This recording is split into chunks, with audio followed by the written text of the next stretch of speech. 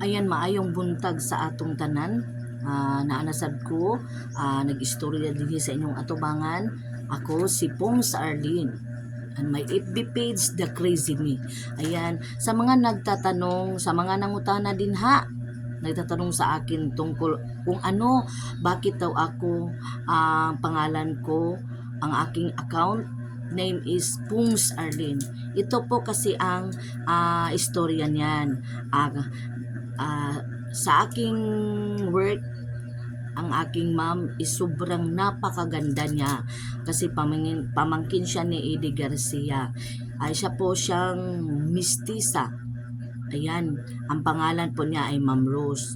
At dahil tatlo po kasi kami, dahil ang isa, kasamaan ko, isa din siyang secretary, tinawag niya sa akin, Pungs. Ang isa kong kasamahan, Tabachingching.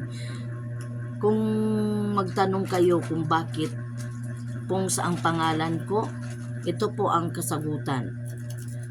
Ang Pungs, binabasis yan sa salitang pungit, pandak,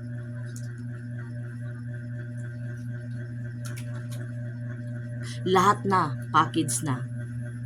Dahil, ewan ko ba sa ma'am ko, bakit na ako binansagang Pungs. Siguro, dahil sa kaliitan ko or dahil sa ang yung paspas kaayo ko mo baklay, paspas kaayo mo istorya, siguro mo na iyang gibasihan sa ako, Pungs, kung baga kapungitan, punggit, pungits.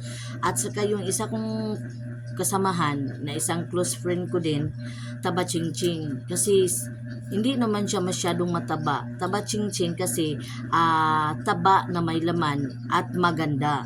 Kaya Tabachingching, at tawag namin sa aming ma'am is Ma'am Ganda. Kaya Ma'am Ganda, Pongs at Tabachingching. Kaya kami tinasabing triplets. Pero kasi malayo kami sa katotohanan sa ganda ng aming ma'am. Kaya maraming salamat sa aming boss na tinuring niya kami na parang pamilya na. Maraming salamat sa pamilya Binyas, Garcia, Parado, Sako, sa inyong tanan tabang sa ako gikan sa pagsugod hantod karon na aghapon mo nagtabang sa ako especially sa ako gyud. Salamat ka tanan Ma'am Ganda, Ma'am Rose, Tabachingching, sa atong tanan dinha sa Red Leo Realty sa inyong makanunayong pagsabot o pagtabang sa ako ma'am. Daghan kaayo, daghan salamat and good morning sa atong tanan.